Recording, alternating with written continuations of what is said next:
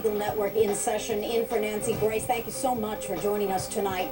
As the search heats up, the best friend and roommate of mother Candace Watson joins us live, exclusively taking your calls. At this point, we have no evidence to show that that they're not together. We believe all three of them are still together. We believe they're still running. We're offering this $10,000 reward for any information leading to the arrest of Potter. Here they are in Stratton, Colorado. Again, that's the eastern part of the state 2 weeks ago. Marshals do believe that it is this the trio in this new surveillance video because the truck in this new surveillance video matches the truck that was seen in video shot at a Walmart store in Marion, Ohio, back on May 31st. It's a 1988 Chevy pickup truck. It's black. It's a two-tone black over like a green or teal.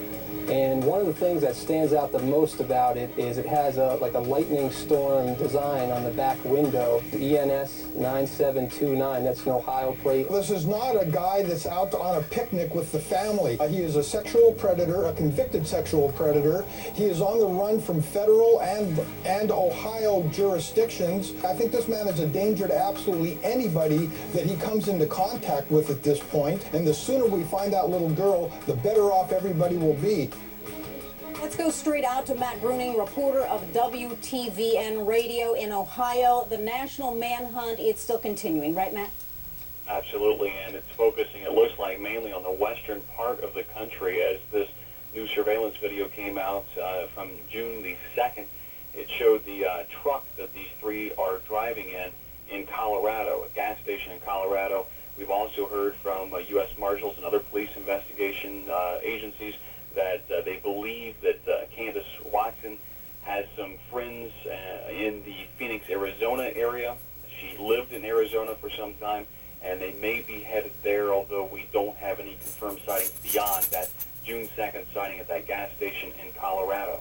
Well, to Clark Goldband, Nancy Grace producer, they have traveled almost halfway across the United States, but now we understand that Border Patrol agents are on the alert also, correct? Yes, Gene. Not only is this last sighting only 150 miles away from Denver, Colorado, but in fact, the U.S. Border Patrol, to our understanding, has been placed on high alert not only to the south, down in Mexico, which is right next to Arizona, but also up north towards Canada. Well, let's go to Drew DeSerto right now, Assistant Chief Deputy, U.S. Marshal, Northern Ohio Violent Fugitive Task Force. Thank you so much, Marshal, for joining us again tonight.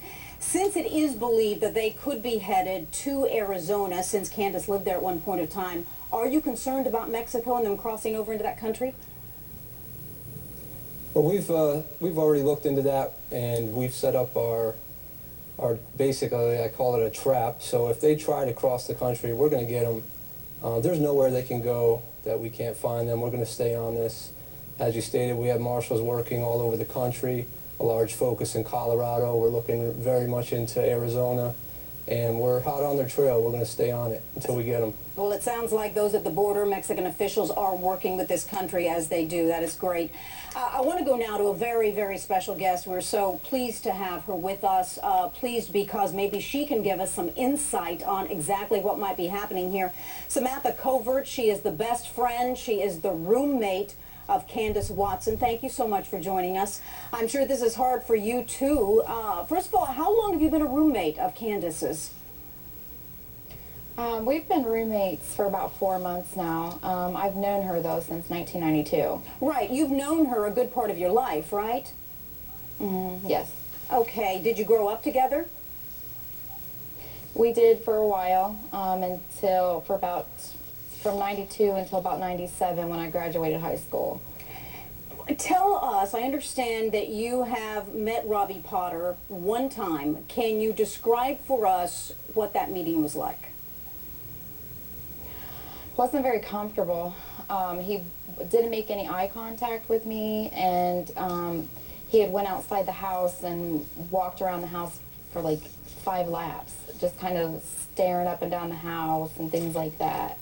I didn't have any kind of conversation with him at all. Candace said, "This is Samantha, Samantha, this is Robbie," and that was it. Where did you first see him? Inside the house or outside the house?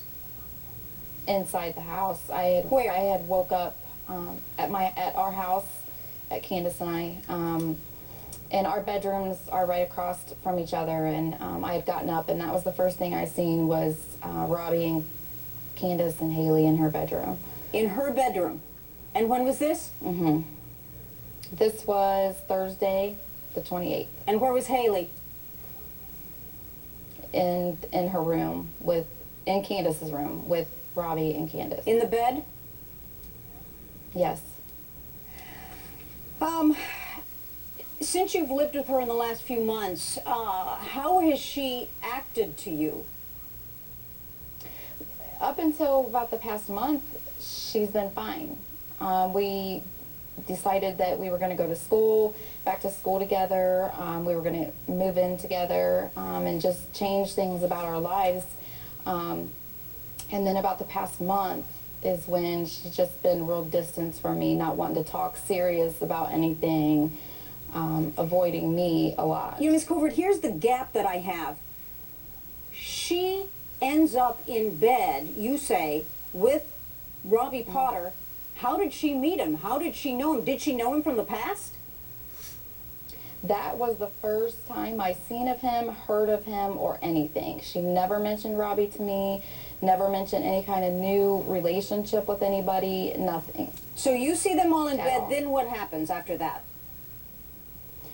When I had seen them, Haylee noticed that I was up and said, Aunt Sam, and she wanted to go downstairs with me. So I took her downstairs with me. And then Candace had got up and come downstairs, and my youngest daughter had asked Haylee who that was. And Haylee looked at me and shrugged her shoulders. And then I had asked Candace, and she said, that's Robbie.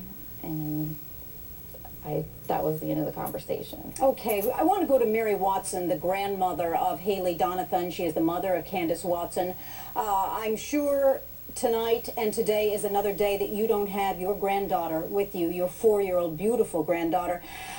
Do you believe that your daughter was allowing your granddaughter to be in the bed with a Tier 3 convicted sexual offender? No, I don't believe that. I don't believe that she knew that he was, and it's just too hard for me to believe.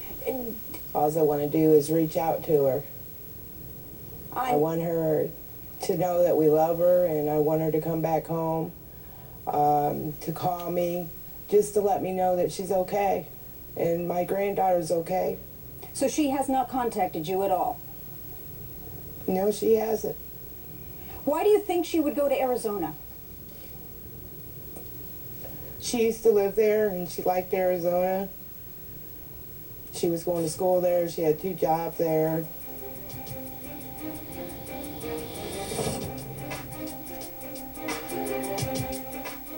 Haylee is very playful, cheerful, very lovable. She was in ballet. She had lots of friends, playmates. Yeah, very, very good little girl. Nobody could want anybody better than her.